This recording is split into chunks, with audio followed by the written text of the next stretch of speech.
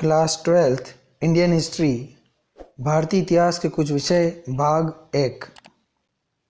विद्यार्थियों, NCERT class 12 chapter 2 राजा, किसान और नगर, आरंभिक राज्य और अर्थव्यवस्थाएं, लगभग 600 ईसा पूर्व से 600 ईस्वी। विद्यार्थियों, इस अध्याय के हम महत्वपूर्ण प्रश्न उत्तर कर रहे हैं। अति लघुत्तरात्मक प्रश्नों को हम यहाँ पर करेंगे। ये सभी प्रश्न आपके बोर्ड के एग्ज़ाम व आने वाली सभी प्रतियोगी परीक्षाओं के लिए बहुत ही महत्वपूर्ण साबित होंगे।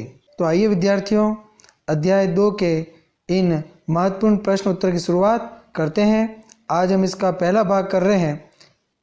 इसकी निरंतरता बनाए रखेंगे और अगले महत्वपूर्ण प्रश्नों को भी करेंगे।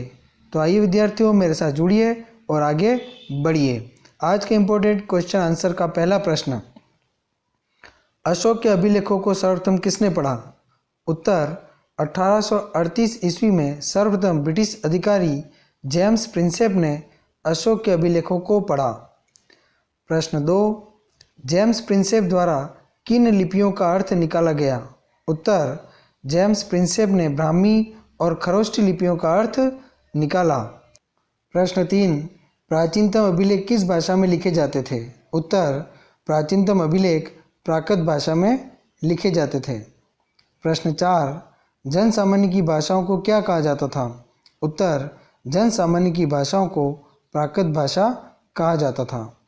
प्रश्न 5, किस शासक को 20वीं शताब्दी के राष्ट्रवादी नेताओं ने प्रेरणा का स्रोत माना है? उत्तर, अशोक को 20वीं शताब्दी के राष्ट्रवादी नेताओं ने प्रेरणा का स्रोत माना है। प्रश्न 6, मौर्य साम्राज्य का सबसे महत्वपूर्ण राजनीतिक केंद्र कौन सा था? उत्तर, पाटलिपुत्र। प्रश्न 7, अशोक के अधिकांश अभिलेख किस भाषा में हैं? उत्तर, अशोक के अधिकांश अभिलेख प्राकृत भाषा में हैं। प्रश्न 8, सर्वप्रथम सोने के सिक्के किन शासकों ने जारी किए थे? उत्तर, सर्वप्रथम सोने के सिक्के कुषाण शासकों ने जारी किए थे। प्रश्न 9, जैन और बौद्ध धर्म के आरंभिक ग्रंथों में कितने महाजनपदों का उल्लेख मिलता है? उत्तर, 16 महाजनपदों का उल्लेख मिलता है। प्रश्न 10, 16 महाजनपदों में सबसे शक्तिशाली महाजनपद कौन सा था?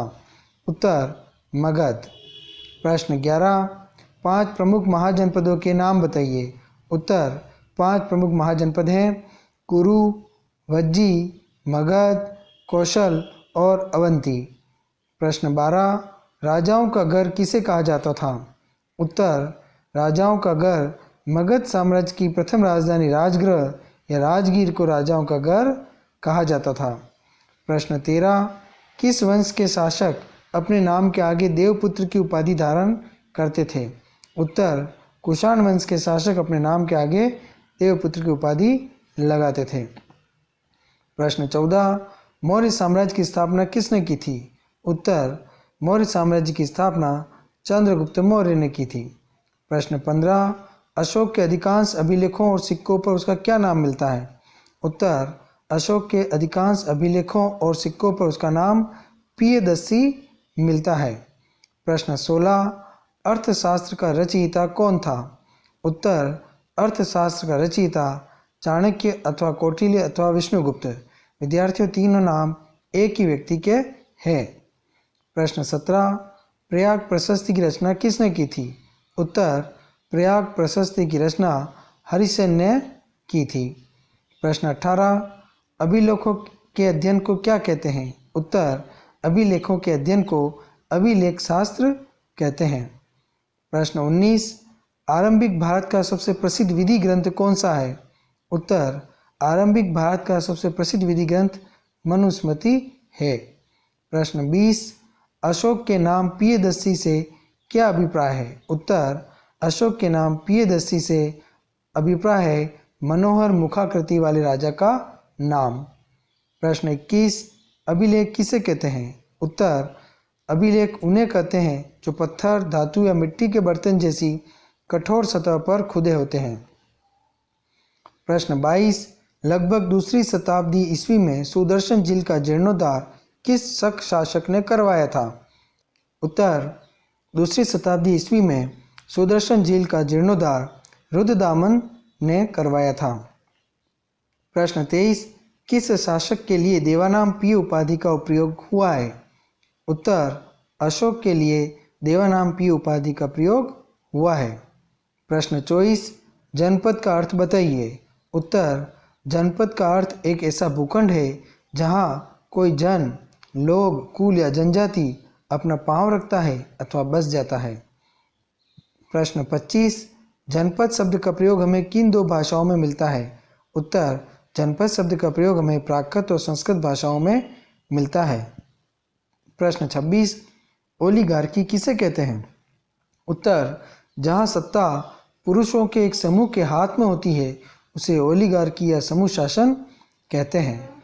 प्रश्न 28, कलिंग पर विजय प्राप्त करने वाले मौर्य शासक का नाम बताइए। उत्तर, कलिंग पर विजय प्राप्त करने वाले मौर्य शासक का नाम अशोक था। प्रश्न 28, मौर्य साम्राज्य के इतिहास की जानकारी के लिए दो प्रमुख स्रोतों का उल्लेख कीजिए।